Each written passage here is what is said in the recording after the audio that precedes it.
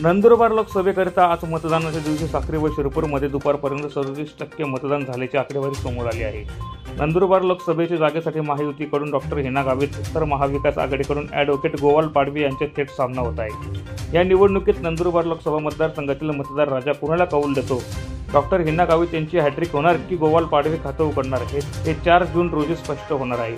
तत्पूर्वी शिरपूरमध्ये मतदारांना पैसे वाटल्याचा व्हिडिओ सोशल मीडियावर प्रचंड प्रमाणात व्हायरल होत आहे। त्या व्यक्तीकडे पैशांच्या बंडलासह मतदार यादी देखील मिळून आल्या आहेत। मात्र हे पैसे कुणाचे होते हे स्पष्ट होऊ शकले नाही। त्याचा तपास पोलीस प्रशासन करत आहे। सकाळच्या सुमारास शिरपुरात मतदारांच्या मतदानासाठी रांगा लागल्याचे चित्र होतं, तर साक्रीमध्ये मतदारांचा अल्प प्रतिसाद असल्याचे दिसून आलं। त्यामुळे मतदानाची घसरणी टक्केवारी कुणाच्या पत्त्यावर पडणार हे पाहणं महत्त्वाचं ठरणार आहे।